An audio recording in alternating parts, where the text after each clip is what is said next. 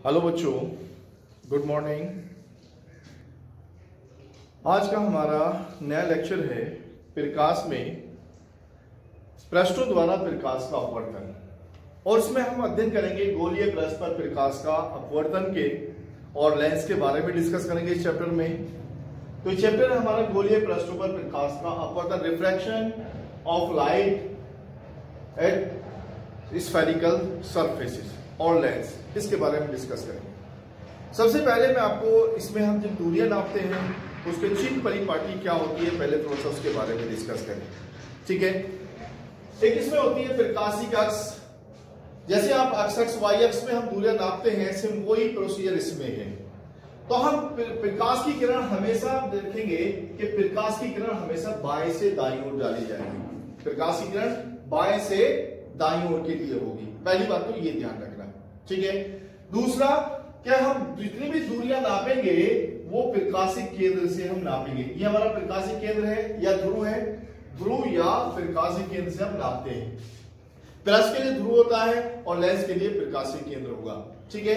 तो जब हम दूरियां यहां से नापेंगे तो अब हम इसके प्रकाश, ये प्रकाश अक्ष जो हमारा प्रकाश डाला जाएगा बाएं से दाईं ओर डाला जाएगा, तो इसकी विपरीत दिशा में यानी कि इधर दूरियां जो हमारी होंगी वो नेगेटिव नापेंगे और इस तरफ जो लेंगे हम दूरियां पॉजिटिव लेंगे, ठीक है। यानी कि ध्रुव से राइट साइड में दूरियां पॉजिटिव, यानी कि प्रकाश की किरण की दिशा में, और विपरीत दिशा में माइनस की और दिशा में प्लस की होगी। अब ऊपर की ओर मापेंगे तो प्लस की होगी दूरी, और नीचे की ओर जो मापेंगे माइनस की ओर होगी दूरी, ठीक है। अगर हमारा पृथ्वी बीम वाली वस्तु रखी है, ये वस्तु सीधी है और पृथ्वी पे उसका उल्टा बनना है तो उसकी माप जो कि माइनस की होगी।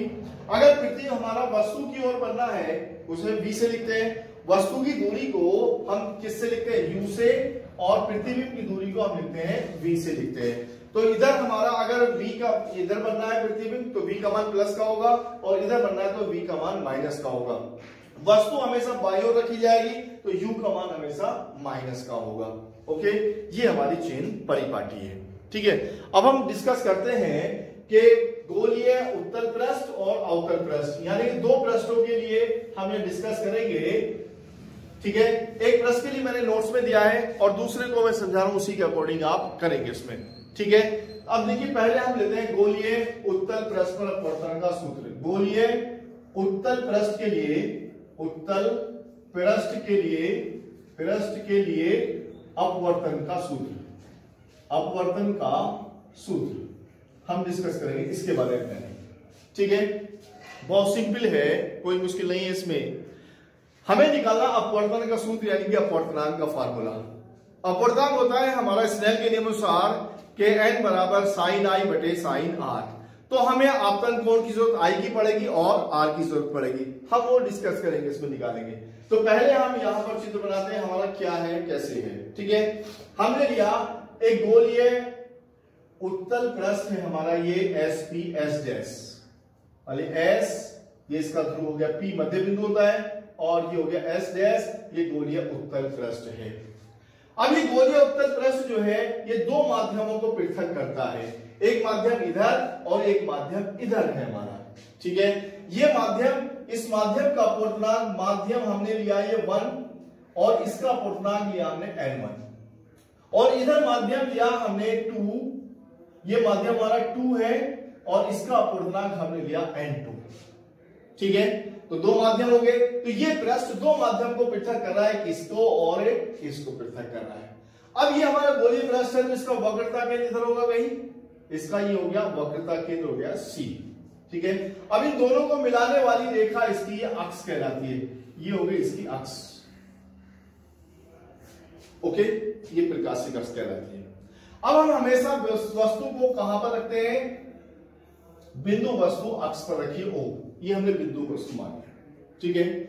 यहां O से एक प्रकाश की किरण चली, ये हमारी OA, ये प्रकाश की किरण चली OA, ठीक है।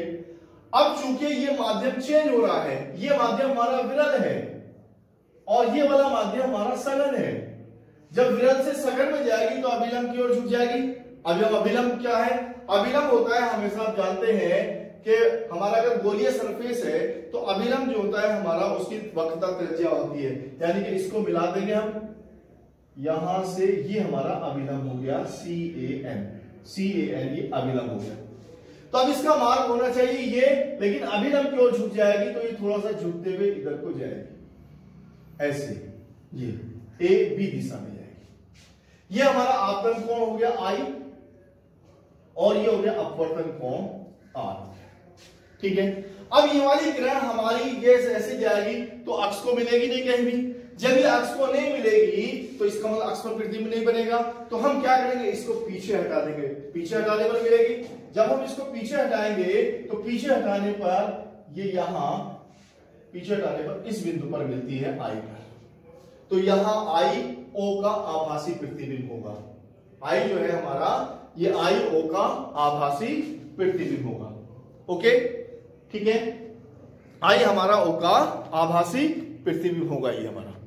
ठीक है, तो अब यहां से ये हो गया I। अब ये वाला एंगल R है, तो ये वाली इस रेखा और इस रेखा के बीच बनना है, तो ये एंगल हमारा R हो गया।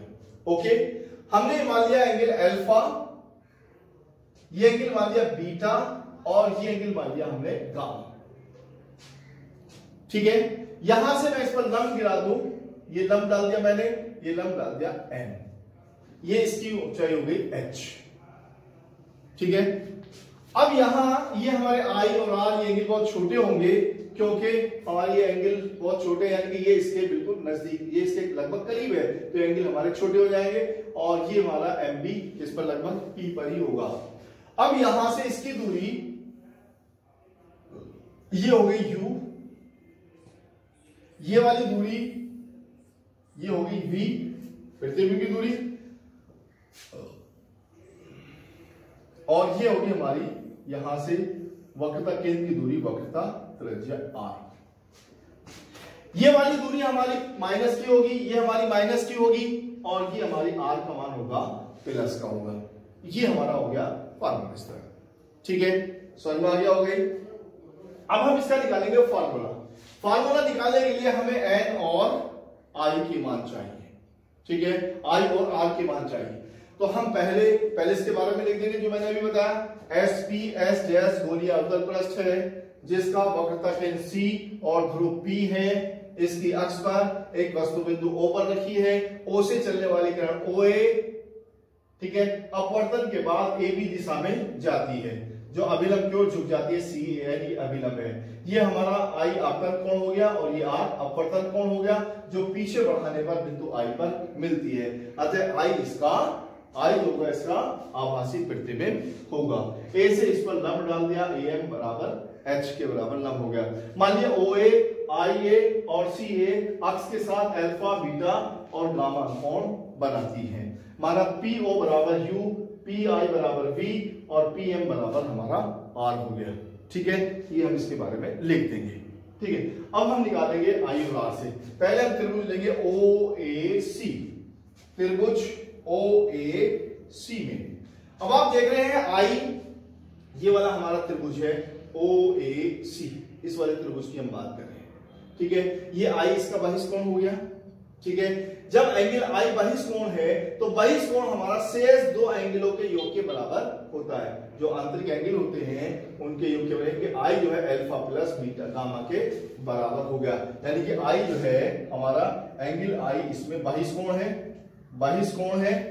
जब ये बहिष्कोण है तो I बराबर हो गया हमारा alpha plus gamma, alpha plus gamma समीकरण नंबर 1। ठीक है, दूसरा अब त्रिभुज ले लो IAC, ये वाला त्रिभुज IA और C, ये वाला त्रिभुज लेंगे। ठीक है, इसमें R बहिष्कोण होगा तो R बराबर हो जाएगा बीटा प्लस गामा। ठीक है, त्रिभुज IAC में एंगल R बहिष्कोण है, बहिष्कोण है, तो हमारा R बराबर हो जाएगा बीटा प्लस गामा, समीकरण नंबर 2 हो गई। ठीक है, अभी समीकरण नंबर हमारी 2 आ गई। ओके, अब आप जानते हैं I और R के मान आ गए। जब I और R के मान आ गए तो अपवर्तन का सूत्र लगा दे। तो स्नेल का नियम क्या कहता है? स्नेल के नियम से ठीक है, ये अपवर्तनांक N2 है और ये अपवर्तनांक N1 है। तो N2 बटे N1 बराबर साइन I बटे साइन R। ठीक है, अब यहां चूंकि एंगल बहुत छोटे हैं, यानी कि ए जो है हमारा पी के लगभग करीब है, व्यास बहुत छोटा है, तो इसलिए साइन एंगल आई तथा आर बहुत छोटे हैं, तो इसलिए साइन आई बराबर आई हो जाएगा और साइन आर बराबर आर हो जाएगा। ठीक है, साइन आर बराबर आर, तो अब क्या हो जाएगा हमारा, तो आई अपॉन आर बराबर हो जाएगा हमारा n2 बटे n1। ठीक है, अब इसकी गुणा इधर कर दो तो जाएगा n1 आई बराबर n2 आर, समीकरण नंबर 3 आ गई। ठीक है, अब यहां से इसमें आई और आर के मान रख दे, आई बराबर अल्फा प्लस गामा और आर बराबर बीटा प्लस गामा, तो ये रख देंगे, तो n1 इज इनटू ये हो गया हमारा अल्फा प्लस गामा और n2 into beta plus gamma, ये मान रख दिया हमने आई और आर के, आई तथा आर के मान रखने पर। ठीक है, अब यहां से गुणा कर दो, n1 alpha plus n1 gamma बराबर n2 beta plus n2 gamma. ठीक है, अब यहां से हमारा क्या चेंज हो जाएगा, हम n2 को इधर ले लेंगे और गामा को इधर ले जाएंगे, तो minus n2 beta plus n1 gamma is equal to n2 gamma minus n1 alpha, n1 gamma, इसको इधर ले आए, यहां n1 अल्फा, इसको इधर ले गए, n2 beta minus n2 beta, n alpha हो गया, इसको इधर ले आए, n2 gamma minus n1 gamma. ठीक है, यहां से गामा कॉमन हो गया, तो ये हमारा फार्मूला हो गया minus n2 beta plus n1 alpha बराबर n2 माइनस n1 गामा, समीकरण नंबर 4 आ गई। ठीक है, कोई हमने नई चीज नहीं की, पहले आई और आर के मान निकालिए, स्नेल का नियम लगा दिया, फिर उसमें आई और आर के मान रख दिए। ठीक है, अब हमें यहां आवश्यकता हुई अल्फा बीटा गामा की, तो अब अल्फा बीटा गामा के लिए क्या होंगे, ये त्रिभुज हमारा समकोण त्रिभुज ओ A M I A M और त्रिभुज ए एम सी, ये वाला त्रिभुज लेंगे, क्योंकि ये हमारे एम जो है लगभग पी पर है और कोण बहुत छोटा है, चूंकि कोण बहुत छोटे हैं, चूंकि कोण अल्फा बीटा गामा बहुत छोटे हैं। ठीक है, जब ये छोटे होंगे तो tan अल्फा बराबर अल्फा हो जाएगा, tan बीटा बराबर बीटा, तो पहले हम ये वाले त्रिभुज ओ एम ए में tan अल्फा बराबर tan अल्फा बराबर लंब बटे आधार am अपॉन mo, यानी कि h अपॉन माइनस u, समीकरण नंबर 5। अल्फा का मान आ गया। अब बीटा के मान के लिए ये त्रिभुज ले लेंगे, त्रिभुज आई ए एम, त्रिभुज ये वाला आई ए एम समकोण त्रिभुज, तो जगह समकोण त्रिभुज आई ए एम में। ठीक है, बीटा बराबर tan बीटा बराबर ए एम अपॉन एम आई, तो यानी कि h अपॉन माइनस v, समीकरण नंबर 6। ठीक है, अब तीसरा वाला ये त्रिभुज ए एम सी, त्रिभुज ए एम सी में गामा बराबर tan गामा ये हो जाएगा A M upon M C, H upon R, समीकरण नंबर 7। तो हमारे पास अल्फा बीटा गामा के मान आ गए। अब अल्फा बीटा गामा के मान केवल हमें इसमें रखने और हमारा आंसर आ जाएगा। ठीक है, अल्फा बीटा गामा के मान अब हम इसमें रख देंगे समीकरण में। ठीक है, तो रखेंगे मान अल्फा बीटा गामा के मान किसमें रख दे, समीकरण नंबर 4 में रखने पर, 4 में रखने पर। ठीक है, अब रख दो माइनस n2 बीटा का मान h upon minus v plus n1 alpha का मान h अपॉन माइनस u बराबर n2 minus n1 into h upon r। ठीक है, h अपॉन r हो गया। अब यहां से h से भाग कर देंगे सबको, माइनस माइनस प्लस हो गया, n2 upon v minus n1 upon u बराबर n2 minus n1 upon r। ये आ गया हमारे पास फार्मूला ये प्रेस के लिए अपवर्तन का, n2 minus n1 upon r। ठीक है, क्लियर। अब यहां से अगर आप ये देखें कि माध्यम के लिए अपवर्तनांक, अपवर्तनांक हम माध्यम के लिए लें कि सघन माध्यम का विरल माध्यम का अपवर्तनांक n हो, सघन का विरल के सापेक्ष, विरल के सापेक्ष अपवर्तनांक n हो, यानी कि n बराबर n2 अपॉन n1। ठीक है, यहां n1 से भाग कर दो, n2 बटे n1 upon v minus 1 upon u, n2 बटे n1 माइनस 1 अपॉन r, तो n हो जाएगा n upon v minus 1 upon u बराबर n माइनस 1 अपॉन r। ये हमारा फार्मूला हो गया किसके लिए, इसके लिए अपवर्तन के सूत्र के लिए। ओके, तो ये था हमारा इसके लिए गोलीय उत्तल पृष्ठ के लिए अपवर्तन का सूत्र। ठीक है, अब देखिए, अब हम बात करते हैं अगर ये हमारा पृष्ठ जो है उत्तल की बजाय अवतल पृष्ठ हो, उत्तल की जगह अवतल पृष्ठ हो, तो फिर ये हमारा फार्मूला चेंज हो जाएगा। इसमें क्या, बिल्कुल सेम प्रोसीजर सेम है, तो केवल ये हमारा पृष्ठ चेंज हो जाएगा। तो उसके लिए कैसे होगा, देखिए मैं उसके लिए भी आपको बता देता हूं, नोट्स में मैंने नहीं दिया है लेकिन यहां मैं समझा दे रहा हूं उसको, आप उसको एक बार समझ लीजिए और फिर क्लियर हो जाएगा। उसको भी इसको भी कोई से को भी कर सकते हैं, केवल यहां पृष्ठ चेंज करना है आपको।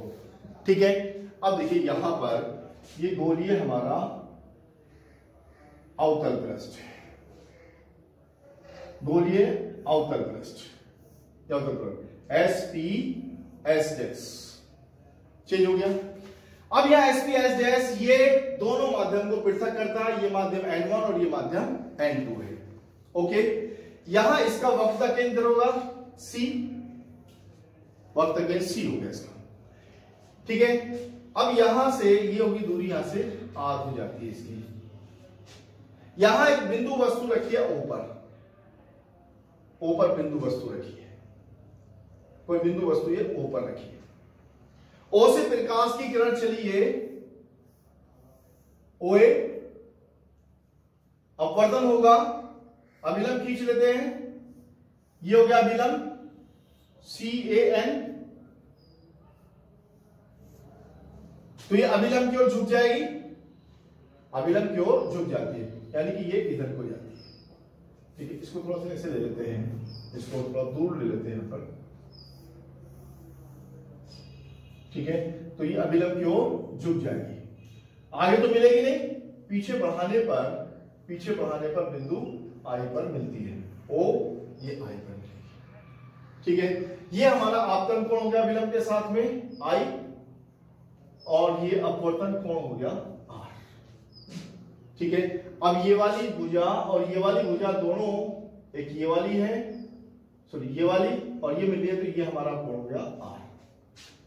ये एंगल हो गया अल्फा, ये एंगल बीटा, ये एंगल गामा, यहां से हम लंब डाल देंगे AM, ये हो गया H के बराबर।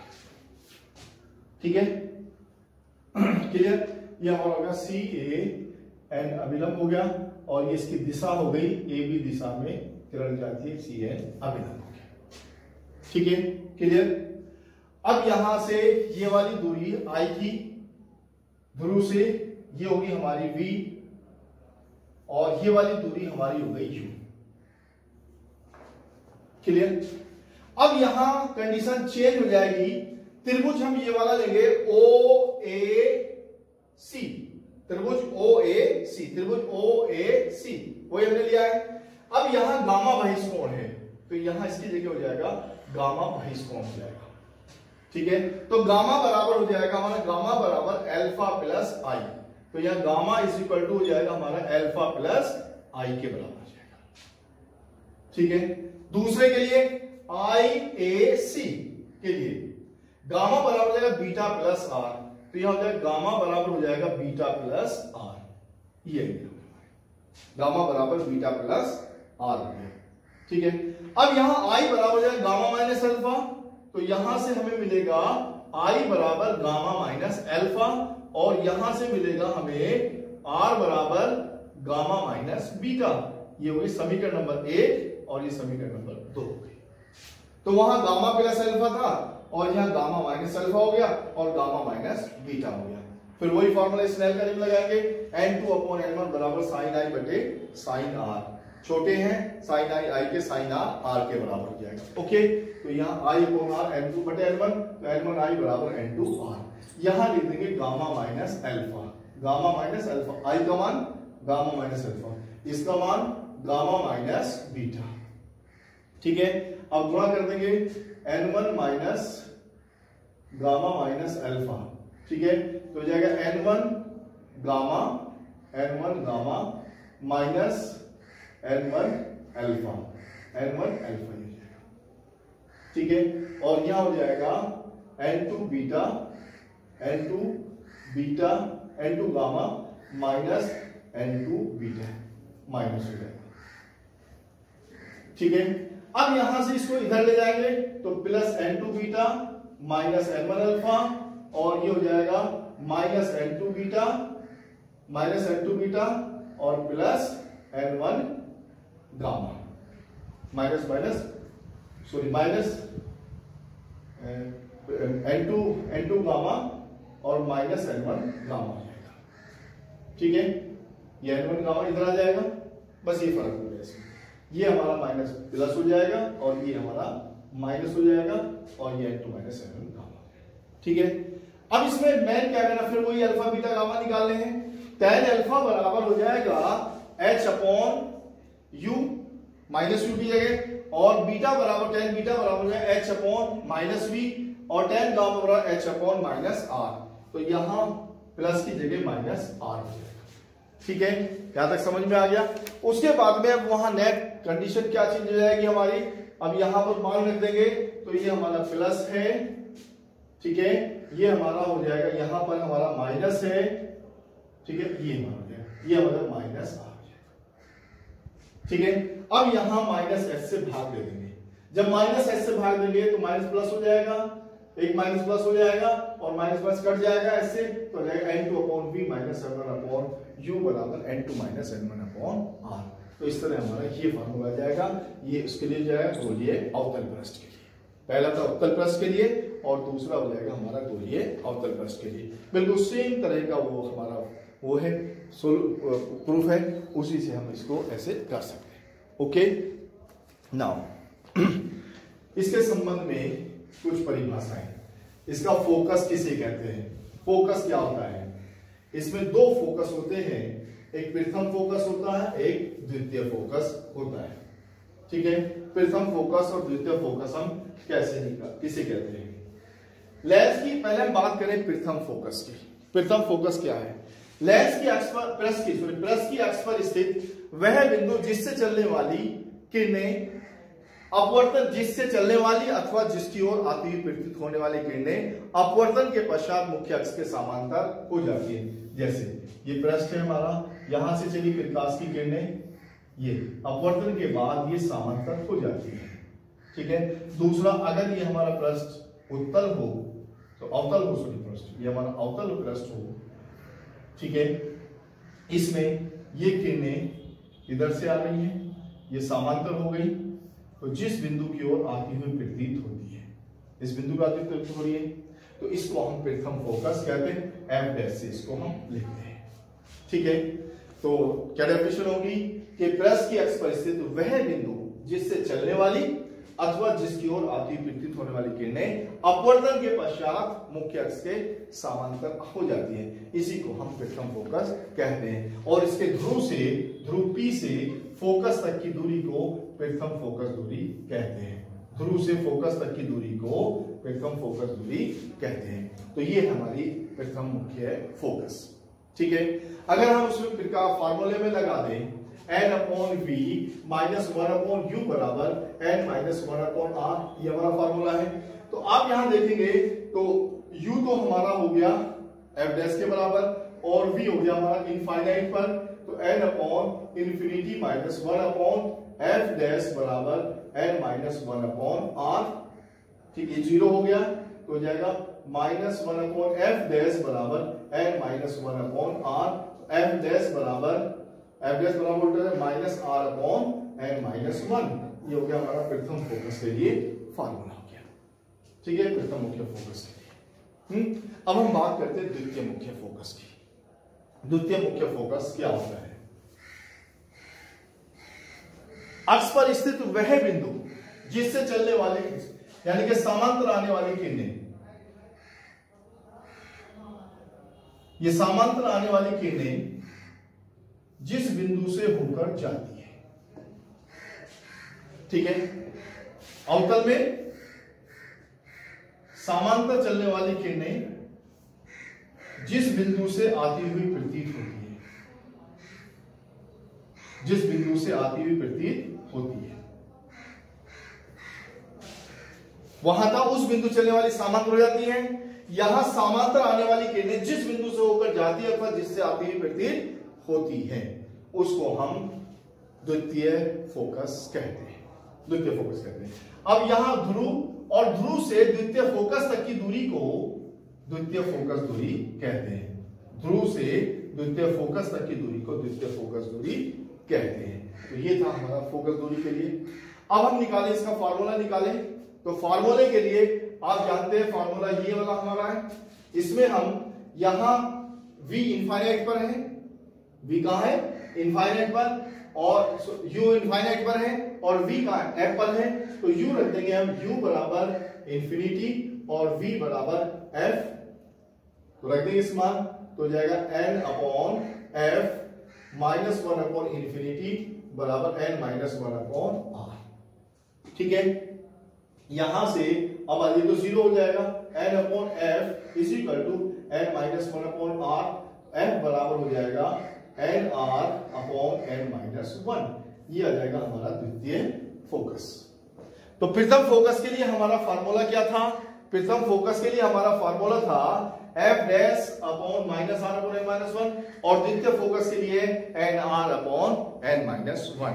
तो ये हमारे प्रथम और द्वितीय फोकस होते हैं। ठीक है, अब हम बात करते हैं लेंस की। लेंस किसे कहते हैं? लेंस हमारा क्या होता है? लेंस एक ऐसा समान पारदर्शी माध्यम है। लेंस एक ऐसा समान पारदर्शी माध्यम होता है जो किन्हीं दो पृष्ठों से घिरा हो, यानी कि एक ऐसा पारदर्शी माध्यम जो दो पृष्ठों से घिरा हो। अब ये दोनों पृष्ठ वक्र भी हो सकते हैं, एक समतल और एक वक्र हो सकता है। एक दोनों उत्तल अवतल कैसे भी हो सकते हैं। ठीक है, तो ऐसा पारदर्शी माध्यम जो किन्हीं दो पृष्ठों से घिरा हो। अब हमारे लेंस होते हैं दो प्रकार के, उत्तल लेंस होता है, अवतल लेंस। एक होता है हमारा उत्तल लेंस, कॉन्वेक्स लेंस, और दूसरा होता है हमारा अवतल लेंस, कॉनकेव लेंस। कॉनकेव, और ये होता है हमारा कॉन्वेक्स। ठीक है, अब इसमें क्या होता है, अगर इसके दोनों पृष्ठ उत्तल हैं, पहला भी और दूसरा भी, हम पृष्ठ इधर से पढ़ते हैं हमेशा, इधर से, और दूसरा इधर पढ़ते हैं, तो पहला पृष्ठ ये उत्तल है, दूसरा भी उत्तल है, तो ये हमारा उत्तल लेंस, या इसको द्वि उत्तल कहते हैं, by concave lens, convex lens कहते हैं, इसको बाई कॉन्वेक्स लेंस भी कहते हैं, द्वि उत्तल लेंस भी कहते हैं, द्वि उत्तल लेंस भी कहते हैं, और उत्तल लेंस भी कहते हैं इसको। ठीक है, अगर इसका एक पृष्ठ समतल हो और दूसरा उत्तल हो, तो ये हो जाता है हमारा समतल उत्तल लेंस। समतलो उत्तल लेंस होता है, समतलो उत्तल लेंस, यानी कि plano convex, plano convex lens कहते हैं इसको। अगर एक पहला पृष्ठ अवतल और दूसरा उत्तल हो, तो ये कहलाएगा अवतलो उत्तल, अवतलो उत्तल कहलाता है हमारा। कॉनकेवो कॉन्वेक्स, कॉनकेवो कॉन्वेक्स हमारा लेंस ये कहलाता है। ठीक है, अब बात करते हैं अवतल लेंस की। वह लेंस जिसके दोनों पृष्ठ अवतल हैं, ये देख रहे हैं आप, दोनों पृष्ठ कैसे अवतल हैं, इसको कहते हैं कौन अवतल लेंस, या द्वि अवतल लेंस भी कहते हैं, द्वि अवतल लेंस या अवतल लेंस कहते हैं, इसको बाई कॉनकेव लेंस कहते हैं, बाई कॉनकेव लेंस भी कहते हैं इसको। ठीक है, अगर इसका एक पृष्ठ समतल हो जाए और दूसरा पृष्ठ अवतल हो, तो ये कहलाएगा समतलो अवतल, समतलो अवतल लेंस कहते हैं इसको, समतलो अवतल। ठीक है, अब अगर एक पृष्ठ उत्तल हो और दूसरा अवतल हो, ये हो गया, तो ये उत्तलो अवतल कहलाएगा हमारा, उत्तलो अवतल लेंस कहलाएगा, उत्तलो अवतल लेंस, यानी कि कॉन्वेक्सो कॉनकेव, इंग्लिश में कहेंगे कॉन्वेक्सो कॉनकेव, कॉन्वेक्सो कॉनकेव लेंस कहते हैं। तो इस प्रकार हमारे लेंस होते हैं, पहला उत्तल लेंस, दोनों पृष्ठ उत्तल, एक समतल एक उत्तल समतलोत्तल, एक हमारा अवतल दूसरा उत्तल अवतलोत्तल, दोनों अवतल हो गए तो द्वितीय अवतल या अवतल लेंस कहते हैं, समतल और ये अवतल समतल अवतल कहते हैं, और एक उत्तल और एक अवतल उत्तलो अवतल लेंस कहते हैं। तो ये था हमारा लेंस के बारे में। कल हम डिस्कस करेंगे लेंस संबंधी कुछ परिभाषाएं, फोकस, प्रकाशिक केंद्र, वो सारी चीजें, और उसके बाद लेंस का फार्मूला हम सिद्ध करेंगे। Okay, thank you very much.